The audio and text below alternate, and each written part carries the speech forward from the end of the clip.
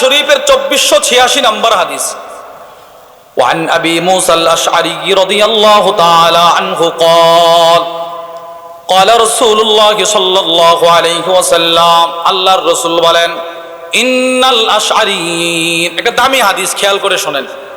আল্লাহর রাসূল বলেন আশআর গোত্রের লোকেরা ইদা আরমালু ফিল গাজবি, যুদ্ধে গিয়ে যখন অভাবগ্রস্ত হয়ে পড়ে, খাবারের সংকট দেখা দেয়, খাবার ফড়ায়া যায়, যুদ্ধে গেছে আশআর গোত্রের লোকেরা, এদের একটা সিফত নবীজি বর্ণনা করেন, তো এদের খাবার শেষ। আও কাল্লা তুআমু ইয়ালিহিম বিল মাদিনা, অথবা যুদ্ধে যাওয়ার পরে এদের বিবি, এদের সন্তানরা যারা মদিনায় আছে, এদেরও খাবার শেষ মনে করেন নবীজি বলে। তখন তারা কি করে জানেন? কদ জামাউ মা কানা ইনদাহুম ফি সাউবিন ওয়াহিদ, এরা এদের কাছে ওই সময়ে যেই খাবারটাই থাকে প্রত্যেকের কাছে, কারো কাছে অল্প, কারো কাছে বেশি, এরা সবগুলো খাবার একটা কাপড়ের মধ্যে জমা করে, জমা। আরে সুবহানাল্লাহ বলেন। সবার তো সমান খাবার নাই, কারো একেবারে শেষ, কারো কিছু আছে, কিছু। এবার রাসূল বলেন আশআর গোত্রের সাহাবারা একটা কাপড় বিছায়, বিছানোর পরে যেই সংক্ষিপ্ত খাবারগুলো আছে ওই খাবারগুলো সব আইনা এটার মধ্যে একত্রিত করে। সুম্মা তাসামুহু বাইনাহুম ফি ইনাইন ওয়াহিদ বিসাবিয়্যা, সমান সমান করে একটা ছোট পেয়ালার মাধ্যমে, পাতিলের মাধ্যমে সবগুলো খাবার আবার সবাই বন্টন করে নিয়ে যায়। চিন্তা করছেন? কেউ বেশি না। রাসূল বলেন সাবিয়্যা, সমান সমান, সবাই কিন্তু সমান সমান দেয় নাই, কেউ আছে কিচ্ছু নাই, কারো আছে অল্প, কারো আছে বেশি, এরা সব একত্রিত করে আবার সমান করে বন্টন করে।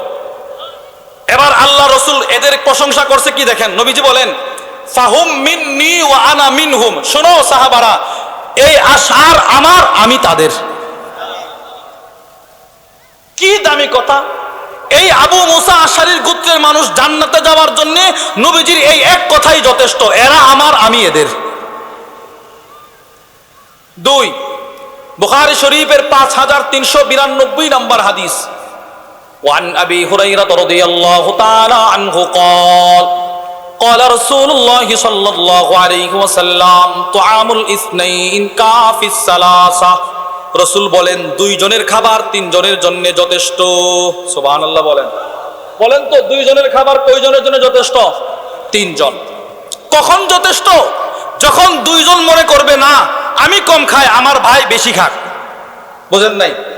এই জন্য হাদিসের ব্যাখ্যা করতে গিয়ে জগৎ বিখ্যাত আলেম আল্লামা ইবনু বাত্তাল রাহিমাহুল্লাহ তার বিখ্যাত বুখারী শরহ সহিহুল বুখারীর মধ্যে লেখেন আল মুরাদ বিহাদাল হাদিস, রাসূলের হাদিস বলার দ্বারা উদ্দেশ্য হচ্ছে আল হাত্তু আলাল ইসার আলান নফস, নিজের উপরে অন্যকে প্রাধান্য দেওয়ার প্রতি নবীজি উদ্বুদ্ধ করেছেন।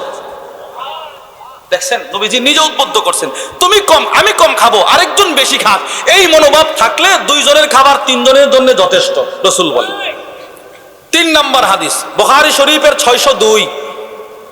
ওয়ান আব্দুর রহমান ইবনে আবি বকর রাদিয়াল্লাহু তাআলা আনহুমা قال সিদ্দিক আকবর রাদিয়াল্লাহু আনহুর ছেলে আব্দুর রহমান থেকে বর্ণিত, তিনি বলেন আন্না আসহাবাস সুফফা কানু উনাসান ফুকারা।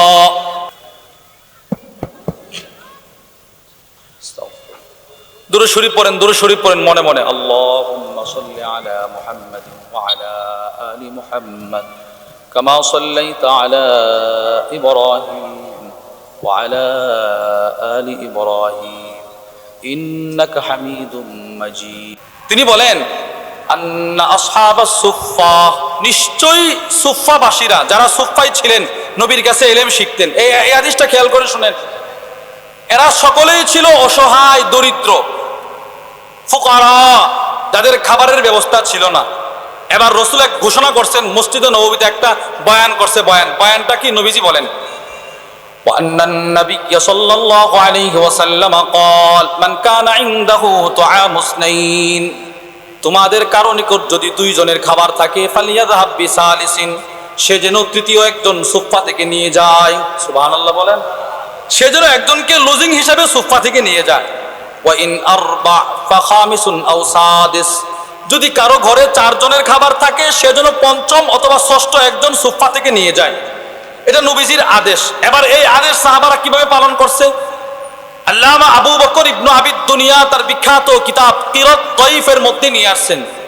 তিনি বলেন, কানা আহলুস সুফফা, সুফফাবাসীরা, ইদা আমসাও, এরা যখন সন্ধ্যা করত, সন্ধ্যা, ইনতালাকার রাজুল বির রাজুল ওয়ার রাজুলু বির রাজুলাইন ওয়ার রাজুলু বিল খামসা, তো সাহাবারা এশারের নামাজ পড়ে যাওয়ার সময় কেউ একজন সাহাবী নিয়ে যাইতেন খাবার খাওয়ানোর জন্য, কেউ দুইজন, কেউ তিনজন, কেউ পাঁচজন।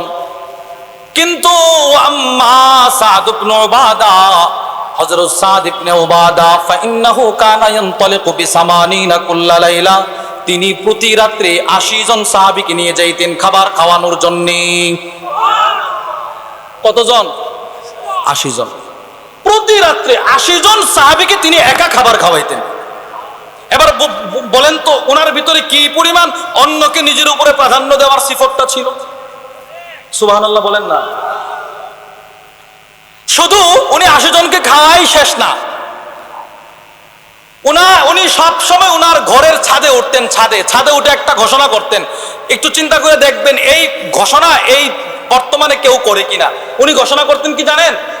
মান আহাব্বা শাহমান ওয়া লাহমা ফালিয়াতি সাদ ইবনে উবাদা, এই মদিনার মানুষ, তোমাদের কাউর যদি গোশতের তরকারি, চর্বিযুক্ত খাবার খেতে পছন্দ করে, ইচ্ছে করে, তুমি কোনো কথা না বলে সোজা আমি সাদ ইবনে উবাদার ঘরে চলে আসবে। তোমার জন্য আমার ঘরের দরজা ২৪ ঘন্টা উন্মুক্ত। আরো আশ্চর্যের কথা শোনেন, আল্লামা শামসুদ্দিন যাহাবী রাহিমাহুল্লাহ তার বিখ্যাত কিতাব সিয়ারু আ'লামিন নুবালার মধ্যে নিয়ে আসছেন, রাসূল করিম সাল্লাল্লাহু তাআলা আলাইহি ওয়াসাল্লাম যখন মক্কা থেকে হিজরত করে মদিনায় আসলেন, প্রতিদিন কানা ইয়াবআসু কুল্লা ইয়াউমিন ইলাইহি জাফনাতাম মিন সারিদিল লাহম, রুটি টুকরা আর গোশতের টুকরা দিয়ে আরবদের একটা প্রাচীন খাবার সারিদ, ওইটা তিনি প্রতিদিন নবীজির জন্য পাক করে পাঠাইতেন। এজন্য আল্লামা শামসুদ্দিন যাহাবী লিখেন, ওয়া কানাত জাফনাতু সাদ ইবনে উবাদা তাদুরু মা রাসূলিল্লাহি সাল্লাল্লাহু আলাইহি ওয়াসাল্লাম ফি বুয়ুতি আজওয়াজি, রাসূল যেই বিবির ঘরে সাদের বাটি পাওয়া যাইতো সেই বিবির ঘরে। সুবহানাল্লাহ বলেন না। রাসূল এক এক দিন এক এক বিবির ঘরে থাকতেন, অথবা পালা বন্টন যেমন ছিল, প্রতিদিন সাদের খাবার নবীজির ওই বিবির ঘরে যাইতেন। কি পরিমাণ রাসূলকে মেহমানদারি করছেন। ঈসার সিফত ছিল ওনার ভেতরে। ৪, মুসলিম শরীফের ২৬৩০ নম্বর হাদিস, এক মা তার ২ সন্তানকে নিজের উপরে প্রাধান্য দিয়েছে। নিজের উপরে, মা বাপ তো এমনিতেই সন্তানকে প্রাধান্য দেয়। যদি বাপ হয়ে থাকেন তো হাদিসটা শোনেন। মা তার সন্তানকে নিজের উপরে প্রাধান্য দিয়েছে, রাসূল বলেন এই মা জান্নাতি হয়ে গেছে। ওয়ান আয়েশা রাদিয়াল্লাহু তাআলা আনহা ক্বালাত, আম্মাজান আয়েশা বলেন, জাআতনি মিসকিনা, আমার কাছে একজন অসহায় দরিদ্র আসছে, দরিদ্র। ওয়া তাহমিলু ইবনাতাইনি লাহা, ওই অসহায় দরিদ্র মহিলাটার ২ কোলে ২টা শিশু সন্তান, কন্যা সন্তান। ডান কোলে একটা কন্যা সন্তান, বাম কোলে একটা কন্যা সন্তান। আমার কাছে খাবার চাইছে, খাবার। ফাআতআমতুহা সালাসা তামারাত, আমি ওই মাকে 3টা খেজুর দিলাম। মানুষ 3 জন, মা 2 মেয়ে, কয়জন? কথা বলেন না, কয়জন? এবার আম্মাজান আয়েশা বলে, আমি খেজুরও দিয়েছি কয়টা? 3টা। মার প্রথম ইসার বুঝতেছেন নি? আমি বারবার আরবিটা বলতেছি। ইসার মানে কি? অন্যকে নিজের উপরে প্রাধান্য দেয়া। বলেন, অন্যকে নিজের উপরে। আপনারা বলেন। যারা বলবেন সবার জন্য মারহাবা, মারহাবা। বলেন।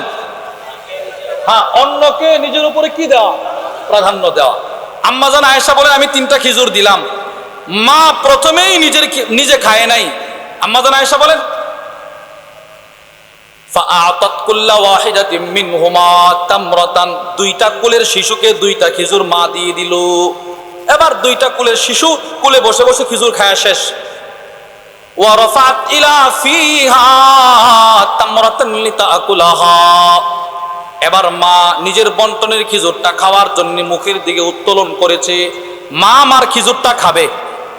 আম্মাজান আয়েশা বলে, আমি তাকায় দেখি ফাস্তাতআমাতহা ইবনাতাহা, 2 কোলের কন্যা সন্তান একসাথে মার কাছে বলে, মা এই খেজুরটাও আমাদেরকে দিয়ে দাও।